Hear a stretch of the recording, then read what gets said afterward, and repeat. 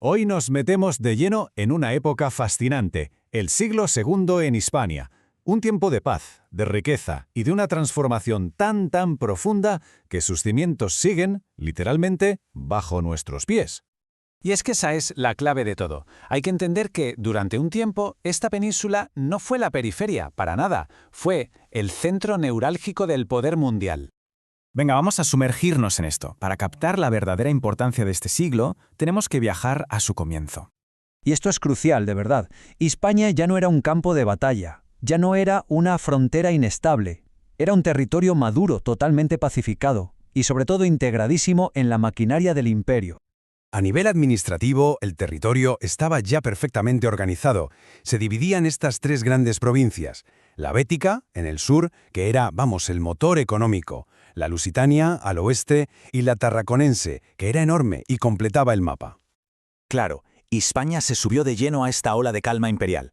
Con una administración que funcionaba y con rutas comerciales seguras, la prosperidad llegó a unos niveles nunca vistos. Por primera vez, la mayoría de la gente podía vivir sin ese miedo constante a la guerra.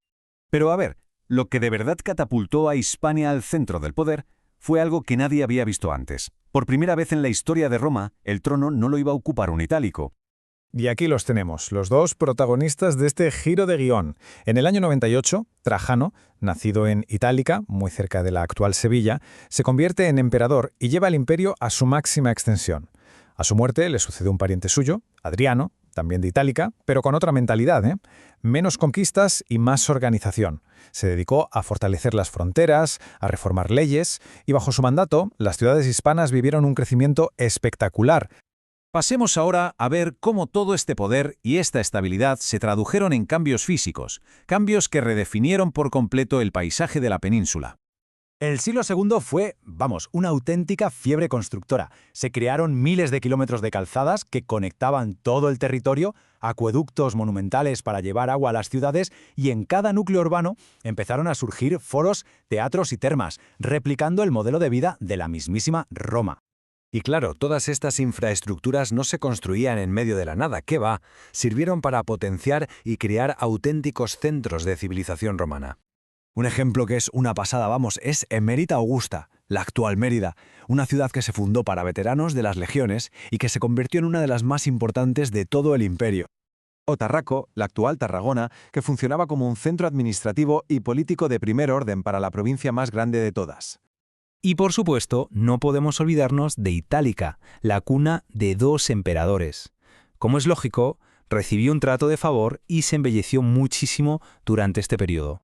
Pero claro, toda esta construcción, todo este prestigio se tenía que sostener sobre algo, y ese algo era una base económica increíblemente sólida, la riqueza de Hispania.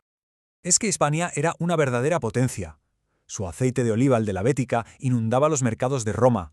Sus vinos eran apreciadísimos en todo el imperio, y sus minas producían cantidades ingentes de oro, plata y cobre. Y ojo, estos metales no eran solo riqueza, eran la base misma del sistema monetario romano. Y luego estaba el garum, una historia curiosísima. Lo que hoy nos podría parecer algo extraño era entonces un producto de lujo, una salsa de pescado fermentado que literalmente volvía locos a los romanos. Pues bien, la costa de Hispania era uno de los mayores centros de producción del mundo. Toda esta prosperidad lo que hizo fue acelerar un proceso clave, la romanización. Y no se trataba solo de una conquista militar, sino cultural. Cada vez más habitantes locales conseguían la ciudadanía romana, y hablar latín, vestirse a la romana y seguir sus leyes se convirtió en la norma. Las culturas íberas y celtas no es que desaparecieran, sino que se fusionaron, creando una identidad hispano-romana totalmente nueva y única. Pero, y siempre hay un pero, este apogeo, esta era dorada, no estaba libre de problemas. Bajo esa superficie de paz y riqueza se estaban gestando las vulnerabilidades que iban a marcar el futuro. Y esto nos lleva a una pregunta inevitable, ¿no? ¿Era esta edad de oro tan sostenible como parecía? ¿O quizás llevaba dentro, sin que nadie lo viera, la semilla de su propia destrucción? Pues mirad, por un lado había un cambio cultural que se movía muy por debajo del radar. El siglo segundo era abrumadoramente pagano, se adoraba a los dioses romanos y a los locales. Sin embargo, en algunas ciudades una nueva fe, el cristianismo, empezaba a ganar algunos adeptos. Estaba sentando las bases de una revolución espiritual que llegaría mucho más tarde. Pero la verdadera grieta en el sistema, el talón de Aquiles, era otra cosa. Y es este punto que es crucial: la dependencia total, absoluta, tanto económica como política, de Roma. Lo que nadie podía ni imaginar en ese momento es que esa dependencia total iba a ser fatal. Cuando el corazón del imperio empezara a fallar en el siglo siguiente, con las crisis económicas y las guerras civiles, Hispania, que era como una extensión vital de ese corazón, se derrumbaría con él.